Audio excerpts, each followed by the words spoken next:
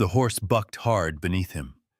Bo Carter yanked the reins boots, locking against the stirrups, the beast rearing as thunder cracked somewhere in the distance. Dust rose in clouds from the dry gulch beneath his saddle, choking the breath in his lungs. He held on with practiced ease, barely flinching, even as the cliffside edge loomed too close for comfort. The wind howled like something alive. Bo blinked through grit and sun, his wide-brimmed hat sagging with sweat, and timed the leather string tight beneath his chin. Somewhere in the canyon below, a coyote screamed. He wasn't supposed to be here. He hadn't meant to return to Broken Mesa. He'd meant to trade his winter pelts in El Paso restock supplies and head back to the mountains, back to solitude, to silence, to a life where ghosts stayed quiet. But the pass was washed out from last week's flood, and Broken Mesa had been the only road left. 15 years since he'd ridden this far south. 15 years since the fever took Margaret and Emma in the same cursed week. He buried them under the whispering pines of Arrow Peak and vanished into the hills with nothing but his father's knife and a grief so sharp it bled every day. Bo thought he'd made peace with loneliness until he crossed the ridge and saw the town again. It looked smaller than he remembered. Tired, baked brown under the desert sun. One crooked street, a dozen weather-beaten buildings, a crooked saloon with a swinging sign that read, May Bells. One blacksmith, one church, one general store with a faded American flag limp in the breeze. But what struck him hardest wasn't how little the town had changed. It was how the people moved, how they didn't look up, how their eyes slid sideways when they passed a certain cabin on the town's far edge. Bo noticed it right away. The way children crossed the street rather than walk past. The way the general store owner flinched at the sound of raised voices. And the way no one mentioned the name Clara Whitmore, though the pain hung in the air like smoke. That evening, after stabling his horse with Josiah Freeman at the livery, an older black man with hard hands and kinder eyes, Bo checked into Maybelle's saloon. The barkeep was a woman with silver hair and a rifle under the bar. May didn't ask many questions, just handed him a room key and a bowl of stew and said, "We mind our business here, mister. You should too." He almost did. Bo sat in his room upstairs, his rifle across his knees, a lamp burning low. Through the open window, the town exhaled. Crickets sang. A dog barked in the distance. And then it came. A scream. Sharp. Humans. Ripped straight from the gut. Bo froze. He knew that sound. That wasn't a surprise or annoyance. That was painful. Panic. That was someone fighting for their life. Then came the crash of furniture. A man's voice slurred and furious. Another cry muffled this time like someone was trying not to be heard. Bo stood, grabbed his rifle, and moved to the window. His eyes tracked instinctively to the edge of town. The cabin. Shadows moved inside. A lamp was knocked over. The cries didn't stop. He looked down into the street and saw no one moving. One man pulled his curtain closed. Another woman reached for her child and hurried inside. A pair of farmhands walked faster, not even glancing toward the sound. Bo stood at the window and watched the town turn its back. He gritted his teeth. The scream came again, thinner this time, ragged, pleading. He didn't know Clara Whitmore, didn't know what kind of man Eli Whitmore was, beyond the whispers in town and the bruises Bo had glimpsed when Clara crossed the porch earlier that day. But Bo had known men like Eli before, in war, in mining towns, on the trail. Men who used their fists like law. Men who thought love meant ownership. Men who only stopped when someone stronger made them. And Bo had once promised Margaret back when he was still a husband, still a father, that he'd never look away from suffering. Downstairs, the saloon clattered with forced laughter and badly played cards. He stepped into the hallway. Faint echoes of a hymn drifted from the church down the road. It was a Sunday night. Another thud, another plea, and then silence. Beau's fingers tightened around the rifle. Later, he sat at a quiet table in the saloon stew, cooling in front of him. The voices around him seemed far away. He wasn't hungry. He was listening, waiting. But nothing came. The town had gone still again. That's when a stranger in a black coat slid into the seat across from him. Older man, wire-rimmed glasses, tired eyes. The smell of whiskey and tobacco clung to his coat. "Dr. Amos Granger," he said, tipping his hat. "You're the man from the mountains." "Beau Carter. You planned to leave tomorrow, that was the idea." Dr. Granger nodded slowly, swirling his drink. "That'd be smart." Beau didn't respond. Granger leaned forward, voice low. "She's 8 months along. Clara. Eli damn near killed her last winter. This town, we're too scared to stop him, or maybe too ashamed. Either way, she's dying a little more every night, and we let it happen." Beau said nothing, just watched him. "I saw the way you looked when she screamed, like someone who still had fire left." Beau's voice was flat. "What do you want from me? Nothing," the doctor said. "Just, if you leave tomorrow, we'll all understand. But if you don't—" He paused, jaw tightening. "Maybe it'll remind this town of what a man's supposed to be." The old man stood, downed his drink, and walked out into the dark. Beau sat in silence. His stew was cold. He thought about the scream, about Margaret's voice from long ago telling him, "The right thing's often the hardest, Beau. That's what makes it right." He thought about Eli's cabin, about the blood he'd seen on Clara's lip when she looked back at the blanket lying in the dust. And then he stood. He didn't know what he was going to do yet, but he knew what he couldn't do. He couldn't sit still. The sound of her scream cut through the silence like a blade, and Beau Carter couldn't unhear it. The morning sun hit hard in Broken Mesa, bright as fire on dry timber. Dust rose in lazy swirls along the single dirt road, as if even the land was trying to forget itself. Beau Carter stood across the street from the Whitmore cabin, leaning against the post rail outside Maybell's saloon. His hat shaded his face, but his jaw was tight, the muscle ticking near his temple. He watched. Clara Whitmore stepped outside. She moved like a ghost, barely more than a shadow with a shape. Her belly was swollen under a faded gingham dress, one hand on the railing as she carefully stepped down. Her other hand clutched something small and colorful. A baby blanket, the kind you'd make from scraps, tender, hopeful things. The blue and yellow squares were uneven, the stitching rough but earnest. A quiet kind of love sewn into cloth. Beau felt something twist behind his ribs. Then the screen door burst open behind her. Eli Whitmore, red-faced and shirtless, staggered out onto the porch, still drunk from the night before. His boots thudded on the boards like fists. "Get back inside, woman," he snarled. "Ain't nobody want to see your ugly face." Clara froze. She didn't speak, didn't lift her eyes, just cradled the blanket tighter. Eli saw it. "What the hell's that?" He grabbed it from her hands with a jerk.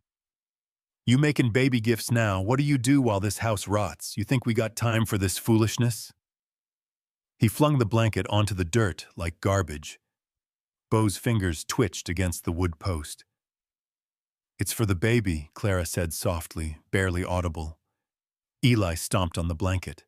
Baby don't need nothing but a roof and food, same as you. Pretty things ain't for folks like us. Clara bent down slowly, one hand on her back, the other reaching for the crushed cloth. Eli grabbed her arm and yanked her upright hard. She let out a sound of half breath, half pain. Bo's feet left the porch without thinking. But someone caught his arm. It was the general store owner, Sims, a thin man with a gut full of nerves. "Don't," he said quickly. "Please. It'll only make things worse. For her." Bo looked at him. The man's hand was shaking. Clara was dragged back inside. The door slammed shut. The street returned to stillness. Bo crossed to where the blanket lay in the dust. He knelt, brushed it off gently. The corner was torn, a few seams, split dirt pressed into the threads. But he folded it carefully, like it still meant something. Because it did. It meant everything. He carried the blanket back to the saloon. Inside, Maybelle was wiping down the bar jaw tight. She looked up when Bo walked in and saw what he held.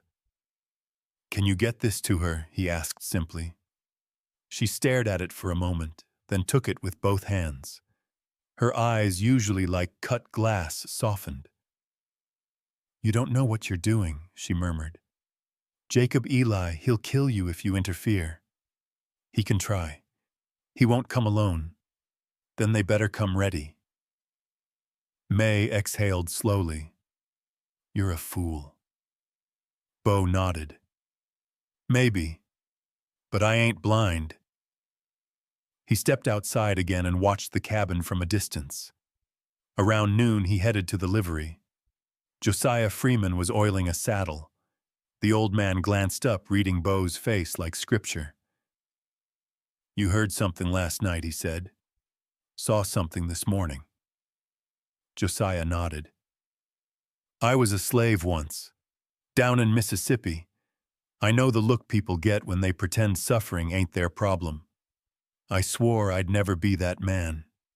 But I have a grandson to protect now. And Eli, he'd hurt a boy just to make a point." "I understand." Bo meant it. Micah appeared behind the stalls, a pitchfork in hand.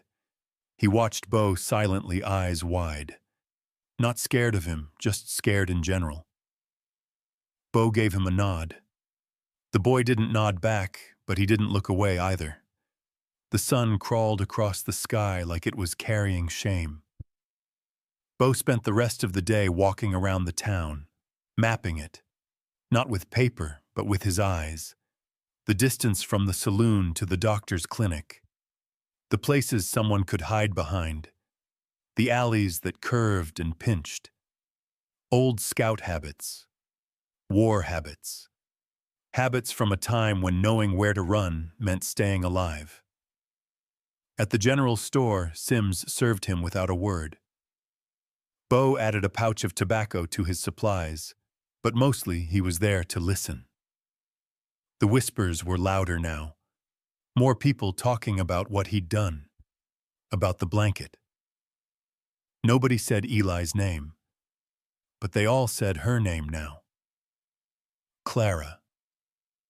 He could feel something shifting under the surface of this town, like ice cracking on a river. That night back at the saloon, Maybelle handed him a plate of stew and said, "Doc wants to talk to you." Dr. Granger was seated by the fire in the back room. He didn't get up when Bo entered, just gestured to the seat across from him. "You made things complicated." "She's got a heartbeat in her belly," Bo said. "That complicates things already." Dr. Granger sighed, rubbing his eyes. "She's due soon. Weeks, maybe days, but the baby's positioned wrong. Breach. If she gets hit in the stomach again, it could kill them both. Then she can't go back."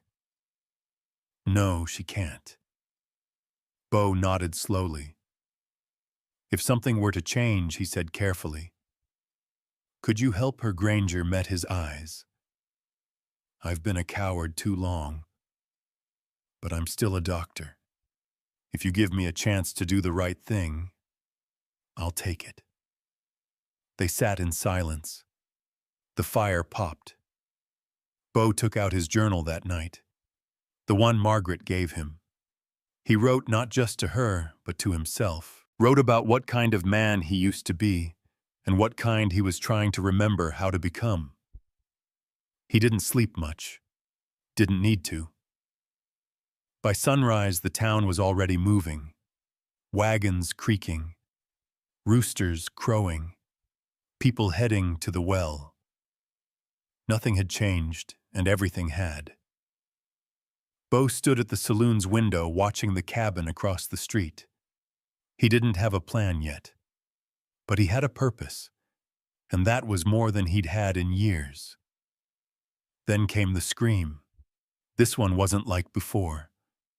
This one was sharper. I panicked. A crash. Shattering glass. And then Clara's voice cracked and terrified. The baby. You're hurting the baby, Bo moved before he realized it. He kicked open the cabin door without a second thought and saw hell unfolding inside. The door exploded inward under Bo's boot, the frame splintering like brittle bone.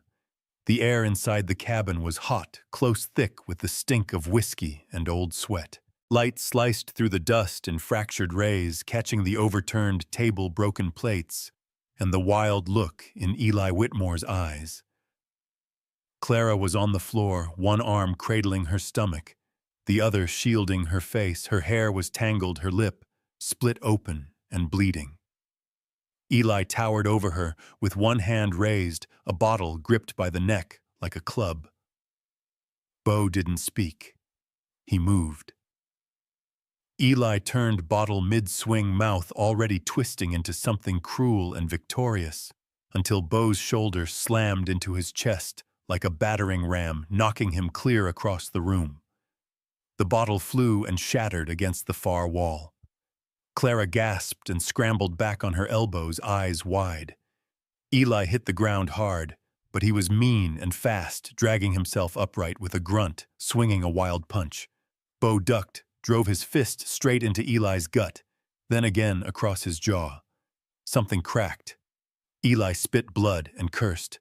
You don't know what she's done, mountain trash. She deserves. Bo grabbed him by the shirt and slammed him against the wall so hard the beams groaned.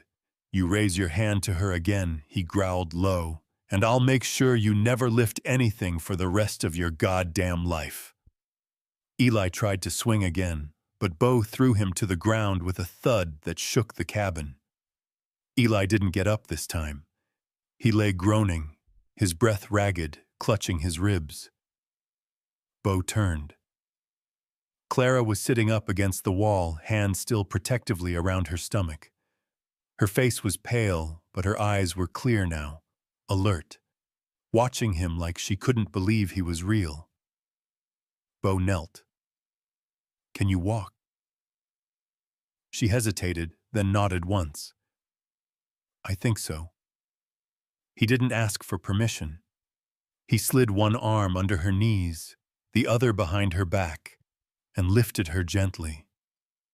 She gasped, but didn't protest. Her fingers clutched at his shirt. Where are we going? She whispered. Somewhere safe. As Bo carried her out the front door, the world seemed to still. A few townsfolk stood frozen in the street. A man pumping water stopped mid-stroke. A pair of boys halted their game of stickball. One woman covered her mouth with her hand. Bo didn't break stride. Eli's door banged shut behind them, swinging on one hinge. He walked straight down the center of the dusty street, each step deliberate, eyes forward. Clara lay silent in his arms, too exhausted to tremble anymore. They passed the church, past the general store, past Sims, who turned away, shame coloring his face. Dr. Granger met them halfway, his black coat flapping in the wind. Behind him, May Bell threw open the saloon door, face pale. I need a room upstairs, Bo said. Now. Granger nodded, already reaching for Clara's wrist to check her pulse. Bo carried her inside, up the narrow staircase, into a room barely big enough for a bed and a dresser. He set her down gently on the mattress. Granger was right behind, opening his medical bag. "She's stable," he murmured after a few moments. "But that fall rattled the baby. We'll need to keep her off her feet for a few days.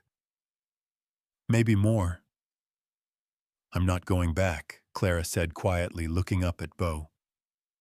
"Ever." He nodded once. "You won't?" Granger gave Bo a look, part gratitude, part fear. "You realize what this means?" Bo's voice was like gravel. "I do. You just made an enemy of the most dangerous man in this town. And he won't come alone."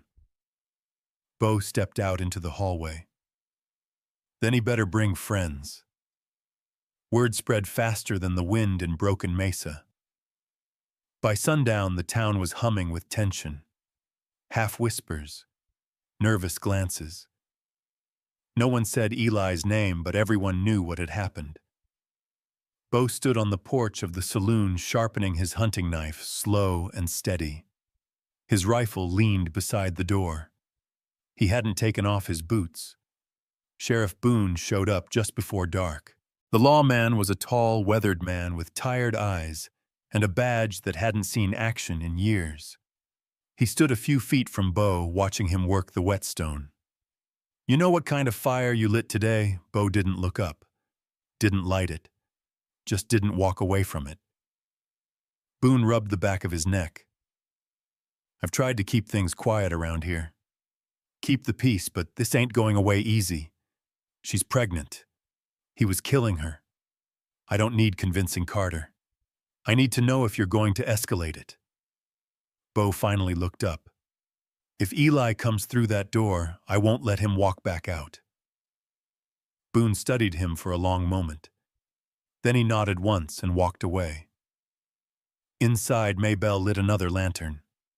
Clara slept upstairs, a faint, almost peaceful breath rising and falling under the thin blanket. Dr. Granger kept watch from a chair near the door, revolver holstered at his hip, now instead of hidden in his bag. Bo sat by the window all night, watching the street. At some point, a quiet knock came at the saloon's back door. May opened it to find a basket on the steps. Fresh bread, clean water, a small bar of lye soap wrapped in cloth. No note. But Bo spotted movement in the alley, an old woman disappearing into the shadows. Ada Mae Clayton. He filed the name away. The town wasn't as silent as it seemed. As dawn approached, the desert cooled. A single star lingered in the gray sky just above the horizon. Bo didn't sleep. He sat in that chair until light broke the horizon. Then he stood stretched and looked to the north toward the Whitmore place. Something was coming. He could feel it. The silence was just the breath before a storm. If she goes back to that house, she'll die. And so will the baby, the doctor whispered. By noon the next day, Broken Mesa had split in two. Some townsfolk went about their routines pretending nothing had happened. Others watched the saloon like it was a powder keg with a lit fuse. No one said much out loud, but eyes spoke plenty of fear, suspicion, resentment. A few dared to glance at Bo Carter when he passed, like he might start a war just by breathing too loud. He didn't blame them. He'd brought trouble. Not by force, but by breaking silence. And in towns like this, silence was the only law stronger than fear. Maybelle poured a shot of whiskey and set it in front of him without a word. She hadn't asked for protection, hadn't offered thanks, but she hadn't turned Clara away either. That meant something. Bo sipped the whiskey and waited. Above, Clara rested. She hadn't spoken much since yesterday and just clutched her stomach like it might run from her if she didn't. The bruises were fading, but the fear clung like sweat. Doc Granger stayed close, checking her vitals, watching her eyes like he was reading signs only he could see. The baby hadn't moved much. That scared him more than anything. Around mid-afternoon, Sheriff Harlan Boone returned this time with papers in his hand and a storm in his jaw. They sat in May's back office, the door closed. The room smelled like leather and smoke, the walls lined with old wanted posters and faded maps. Bo took one glance at the paper Boone handed him. A federal warrant. Eli Mathers, Boone said. Alias Eli Whitmore. Wanted out of Kansas for second-degree murder. Skipped bail in 1876. Disappeared before trial. Bo stared at the name. That's him, Boone nodded. Confirmed by a federal marshal out of Wichita. They've been looking for him for 6 years. Changed his name when he crossed the border. Married Clara within a year of showing up here. Bo leaned back in his chair. You gonna arrest him? Boone rubbed his eyes. Not yet. I got 3 deputies, none of them worth much more than a scared mule. Eli's got friends. If I go at him without backup, I start something I can't finish. You already have started something. Boone looked up, something sharp behind his tired expression. Don't preach to me, Carter. You're right. But I've lived in this dust pit long enough to know how fast good intentions turn into gravestones. Bo didn't argue. He knew what fear looked like. He'd worn it himself once, right after burying Margaret and Emma, when grief made him a coward, and solitude made it easy to stay that way. Now Clara Whitmore was in his care. And fear wouldn't be enough this time. We need to be ready, Bo said. Boone tapped the warrant against his knee. You got a plan, I will. That night the wind picked up again. Josiah Freeman came to the saloon with his grandson Micah in tow. Josiah didn't say much, just set down a sack of dried meat and offered to help fix the locks on the upstairs doors. Micah watched Bo like he was studying a book he couldn't quite read. You really punched that man? The boy asked. Bo nodded. More than once. Micah blinked. Did it help? Bo thought for a moment. Not yet. The boy didn't ask anything else. By nightfall, the saloon was quieter than usual. No piano, no cards, just a handful of patrons sipping slowly, listening to the silence outside like it might turn violent at any second. Clara came down the stairs, for the first time leaning on Maybelle's arm. Her eyes scanned the room quickly, nervously. Bo stood when he saw her. You don't have to be here, he said gently. I need to be here, she replied. If they see me, maybe they'll remember I'm real, not something Eli owns. Bo nodded, stepping aside. Clara sat in the corner with May and Ada Mae Clayton, who had quietly joined the table without fanfare. The old widow peeled apples slowly, silently, eyes flicking between the doors every so often. No one touched their drinks. Bo checked the rifle leaning against the wall for the 10th time. When the saloon door finally creaked open, the room tensed. It wasn't Eli. It was Buck Rollins, one of Eli's drinking partners. A bull of a man with a scar along his jaw and eyes that looked like they belonged to a dog bred for fighting. He didn't speak, just walked in, spat on the floor, and looked around like he owned the place. Then he walked out. No one breathed until he was gone. Bo exhaled and met Maybelle's gaze. They're testing the wire. She nodded once. They'll cut it soon enough. After the doors were locked and most folks were gone, Bo sat upstairs near the window. He hadn't meant to stay long just to check the view, but time slipped past. The town looked different at night, less like a place and more like a stage waiting for a tragedy to play out. Clara's voice reached him through the open door. She was speaking to Ada Mae in hushed tones.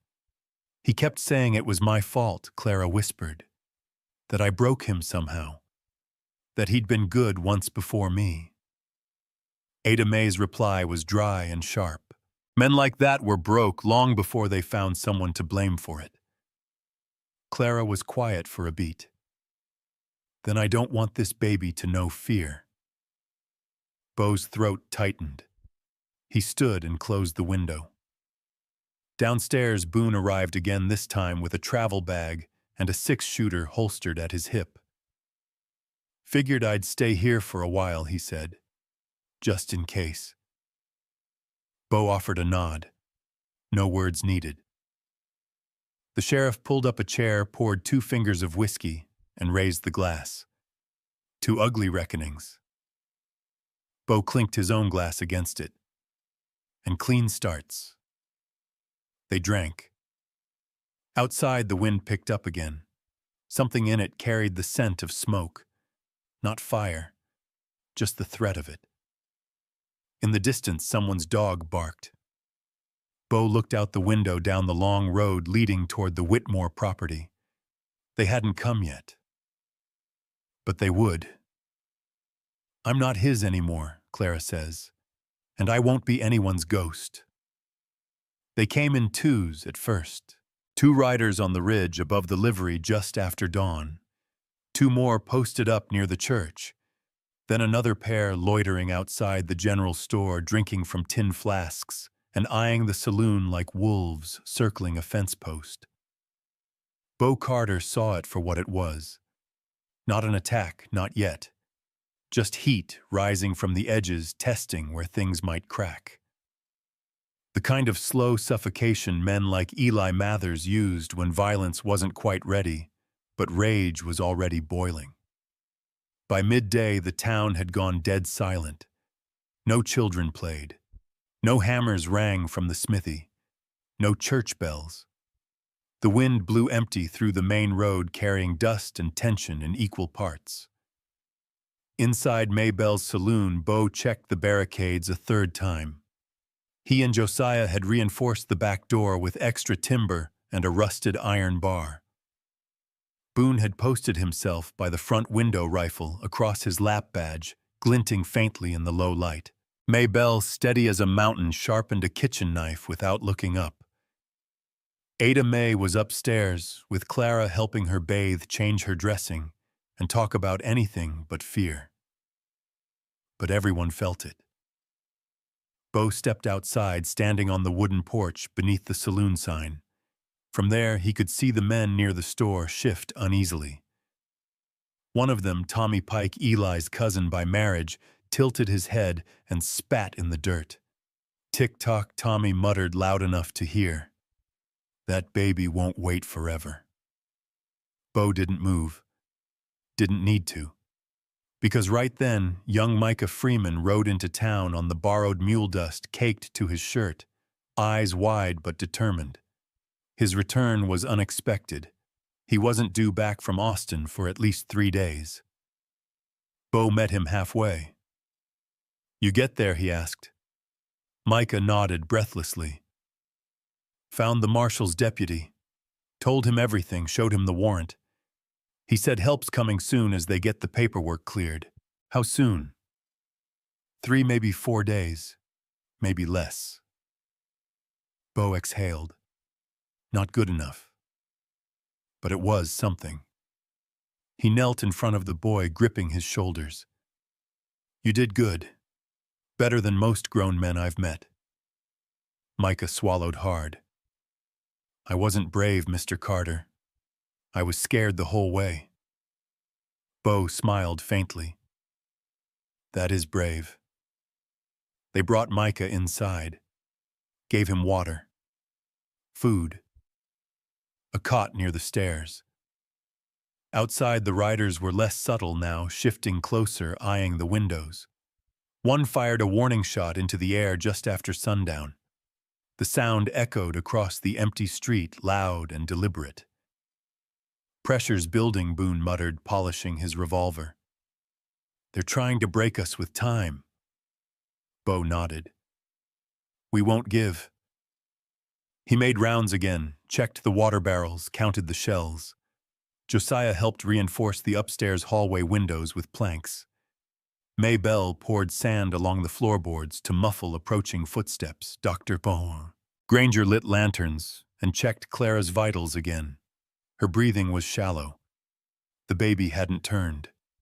She was trying to stay calm, but her hand gripped the edge of the bed like she was holding on to the edge of a cliff. "They'll come tonight," May whispered, folding a cloth and setting it beside the whiskey. "And they'll bring hell with them." Outside, the wind howled like it knew something the town didn't. Beau stood on the balcony above the saloon doors, rifle slung across his back, revolver strapped tight. He watched the darkness creep down the hills like a second skin. Then Eli appeared. No fanfare, no yelling, just a slow walk from the shadows. He stood in the middle of the road, flanked by Buck Rollins, Tommy Pike, and two more thugs Beau didn't recognize. One carried a shotgun. Another held a lantern swaying like a noose. Eli's voice carried in the stillness. "Beau Carter," he called. "I know you can hear me." Beau said nothing. "I want my wife." Still nothing. "You don't get to decide what's mine, stranger. She's my blood, my name. That baby in her belly's mine, too." The door behind Beau creaked open. Boone stepped out with a scowl. "You got no claim here, Mathers. Not in law, not in spirit." Eli laughed. "You're gonna let a lawman who hasn't drawn his gun in 5 years tell you what's what?" Tommy stepped forward. "You can walk out of this alive, Carter. Just give her up." Beau's voice cut the air like a knife. "She's not yours to give." For a moment, silence reigned. Then Eli spat. "All right, then. You want a war over a whore? Let's have one." The man with the lantern hurled it toward the saloon's rear wall. It shattered against the planks, flames licking dry wood in seconds. Beau shouted, back walls lit inside chaos. Josiah grabbed buckets. May and Micah ran to the water barrels. Beau sprinted down the stairs and toward the fire, kicking open the back door and heaving water at the spreading blaze. Smoke filled the hallway. Clara screamed upstairs. Boone shouted orders, rifle cracking through a window, as one of Eli's men tried to sneak in from the alley. In the middle of it all, Beau heard a new sound, a crash upstairs. He dropped the bucket gun in hand and ran for the stairs. At the top, Buck Rollins stood in the hallway, dragging Clara from her room by the wrist, a knife glinting in his other hand. Her face was contorted in pain, her eyes wide. Beau didn't hesitate. He fired. The shot punched Buck's shoulder, spinning him against the wall. Clara shoved herself free and stumbled back into her room. Buck snarled, swinging the knife wildly. Beau tackled him. They crashed through the narrow hall, fists and elbows and snarled curses slamming into the railing and knocking a lantern to the floor. The fire licked closer. Beau drove his knee into Buck's chest and cracked him across the temple with the butt of his gun. The man slumped, bleeding. Beau stumbled to his feet. Clara lay on the floor, gasping. Blood soaked the hem of her nightdress. Doc Granger burst in, took one look, and paled. "She's in labor," he said. "But it's early, and it's wrong." Beau helped lift her onto the bed, hands shaking. The walls outside hissed with fire and gunfire. Beau looked at the doctor. "What do we do?" Granger wiped his brow. "We pray, and we hold the line." Beau stood again, moved to the window, rifle in hand. The town was burning around them, but they weren't giving her up. "They'll come tonight," Maybelle mutters, "and they'll bring hell with them." Gunfire cracked through the night like bones breaking. Windows exploded. Horses screamed. The town of Broken Mesa was no longer a place, it was a battlefield. Inside the saloon, smoke stung every eye and throat. The fire on the back wall was mostly doused, but the air was thick with ash and fear. Bo Carter moved like a man caught between two fronts, rifle in hand, one ear tuned to Clara's strained breathing upstairs, the other to the chaos unfolding outside.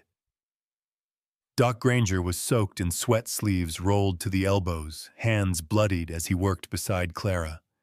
She was in full labor now, early unstable and bleeding too much. Her moans rose and fell like waves swallowed by the thunder outside. Maybelle stood beside her, wiping her forehead, whispering words Bo couldn't hear. Bo paused at the stairwell, glanced back. "I need time," the doctor barked. "You give me 20 minutes." Bo nodded once. That was more than they probably had. Downstairs, Sheriff Boone reloaded with mechanical focus. "They're fanning out. Eli's keeping distance, sending others in close, trying to draw us out." Josiah Freeman peered through the front slats. One's behind the water tower, another circling the livery. "They're hurting us." Bo swore under his breath. He ducked out the side door low, and fast boots soft in the dirt. Moonlight cut the street into silver and shadow. The fire had drawn more than heat, it had drawn attention. Faces peered from behind boarded-up windows, but no one stepped outside. Not yet. He found cover behind the smithy's broken wagon. From there, he spotted one of Eli's men crouched behind the trough, gun raised, trying to flank the saloon. Bo raised his rifle, aimed, and waited for the man to lift his head. He did. Crack! The shot dropped him instantly. Another popped from across the street and missed Bo by inches. He rolled to better cover, returned fire, then slipped through the shadows toward the water tower. The whole town was alive with the stink of gunpowder and fury. Buck Rollins was still out cold upstairs, tied up now with barbed wire, and guarded by Micah, who clutched Josiah's old pistol like it weighed 100 pounds. "We hold this place," Bo told Boone, returning to the saloon. "Doc needs time, and we're going to give it to him." "You'll get your time," Boone grunted, "but they'll come through that door before long." "You know that, right?" Bo nodded. "Then we make that door hell." They stacked tables against the entry, nailed down chairs to form choke points, and poured sand near the windows for footing. Bo rigged lantern oil across the front porch, ready to be lit if they tried a full rush. Clara's screams from above ripped through him like wire. He looked at the ceiling, jaw clenched. He'd been in shootouts before mining towns, border skirmishes, ambushes during cattle runs. But none of that compared to this. This wasn't about ego or land or pride. This was about life. Her life. That child. A crash interrupted his thoughts. Back door. Josiah spun, shotgun raised. A body burst through Tommy Pike. Bo barely recognized him beneath the soot and blood. The man roared and fired, grazing Boone's shoulder, before Bo tackled him headfirst into the bar. They rolled, fists flying. Tommy was mean but sloppy. Bo landed a blow to the temple that dropped him cold. He didn't get up. Boone groaned, clutching his arm. Not deep, just burned. Bo tore part of a curtain and wrapped it tight. "We're not gonna outlast them," Boone said, breathing hard. "Not all night." "We don't have to," Bo said. "Just until dawn." A fresh wave of fire lit up outside. A burning barrel rolled toward the saloon porch. Josiah cursed and grabbed a bucket. Bo kicked the door open just long enough to shove the barrel back with a booted foot, flames licking dangerously close to the dry walls. The heat was getting worse. Upstairs, a scream tore from Clara that nearly buckled Bo where he stood. He raced up the stairs, two at a time. Inside the room, it was chaos. The sheets were soaked red. Doc Granger was elbow-deep, eyes wild. "She's going to bleed out, unless we get that baby out." "Now," he said. Maybelle met Bo's eye to eyes. "He needs help." I can't. Yes, you can. Bo handed his rifle to Ada May, who hadn't left Clara's side. Then he rolled up his sleeves and stepped in. He held Clara's hand, whispered her name. You're not alone. You're not alone, Clara. We're right here. She blinked through pain and fear and nodded faintly. Doc Granger gave him orders. Pressure here. Hold there. Breathe. Keep her steady. It was bloody. It was raw. And it was terrifying. But after 10 long, agonizing minutes, a cry. Not Clara's. A new one. Sharp. Wet. Angry. Bo's breath caught. The baby was small, fragile, screaming at the world already. Doc Granger cut the cord, wrapped him in a towel, and checked his color. He's breathing. He's good. May sobbed once, handing over her mouth. Clara opened her eyes, weak but lucid. Bo knelt beside her. You did it. Tears slipped from the corners of her eyes. Is he? He's perfect. Downstairs, another gunshot. Bo stood, kissed Clara's forehead once, then took back his rifle. They were waiting for Eli now, and Bo would be the one to meet him. You don't get to decide what's yours by breaking it, Bo growled. Not anymore. The baby's first cry hadn't finished echoing when the front door of the saloon burst inward in a hail of splinters and fire. Bo spun from the stairwell, rifle already up. Sheriff Boone, despite his injured arm, dove behind an overturned table and returned fire. Josiah Freeman racked his shotgun and fired once, the blast lighting up the smoke-filled room like a thunderclap. Eli Mathers stepped through the haze like death in boots. His coat was open, twin revolvers in each hand, eyes dead and set on the stairs. I want my son, he said, voice hollow. Bo fired. Eli dropped to one knee, shot back. The bullet tore a chunk from the staircase post, inches from Bo's head. Dust flew. Bo ducked, moved low, circled wide. Boone shouted from cover. We hold him here. Eli's men followed behind him, pouring into the saloon like rats flooding a cellar. There were 6, maybe more, shooting wildly, overturning chairs, knocking down shelves. May Bell, never a coward, took up position behind the bar with Micah. The boy fired once, hands shaking but steady. One of Eli's thugs screamed and fell.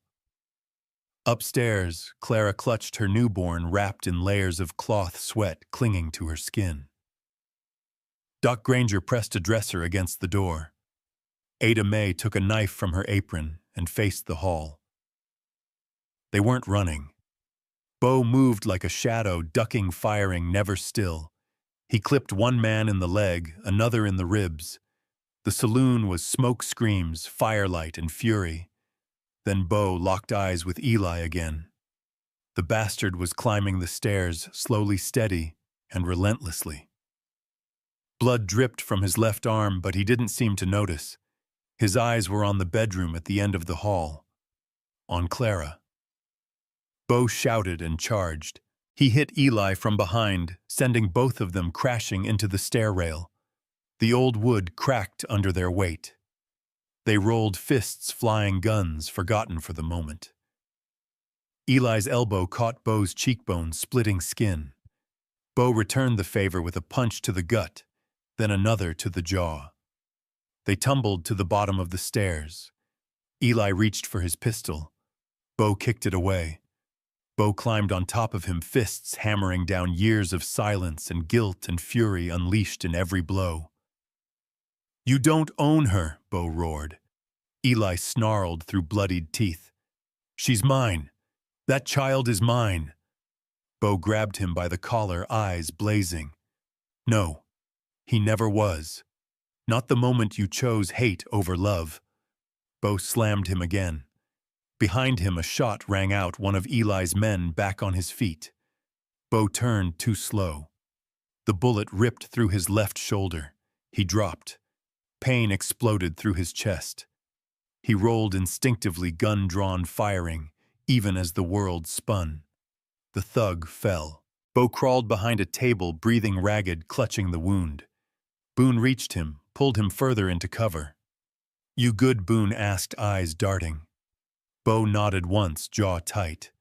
Bullet passed through. "Hurts like hell." Boone grimaced.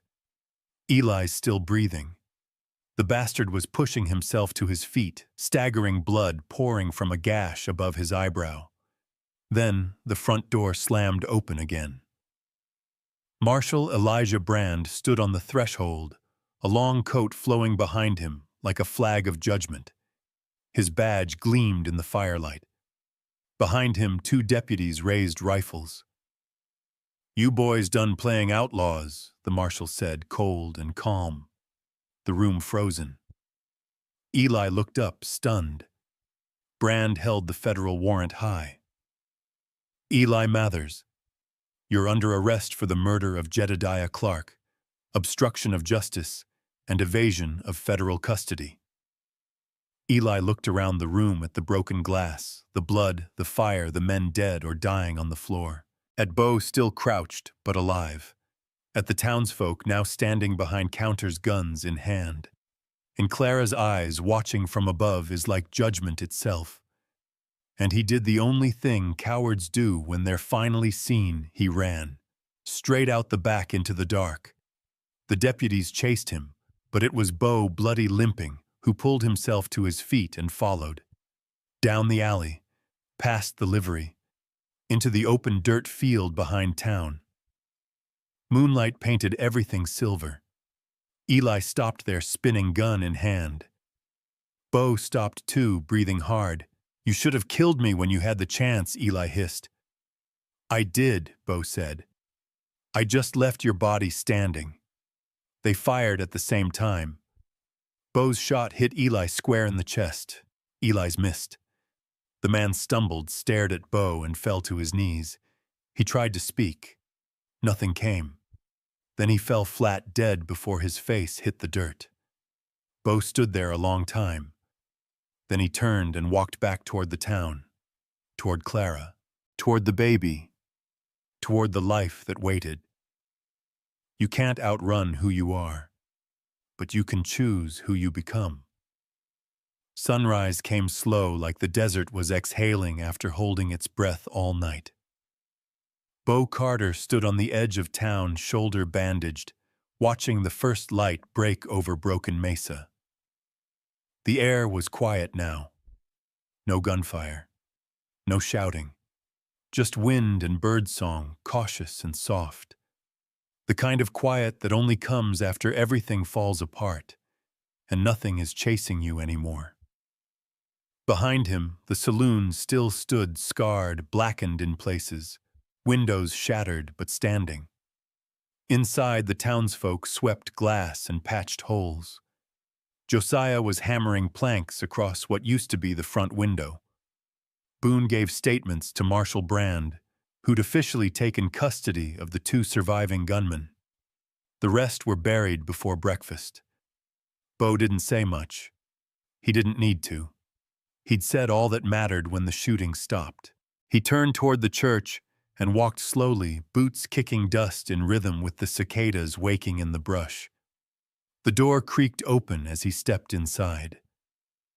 Clara sat in the front pew, the baby cradled in her arms.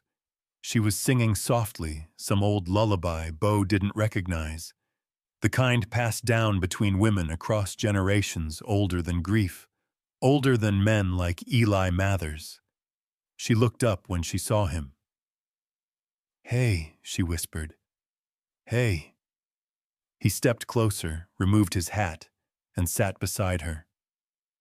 The baby stirred, let out a half sigh, then nestled closer into her chest. "He's got your jaw," Bo said with a small smile. Clara chuckled weakly.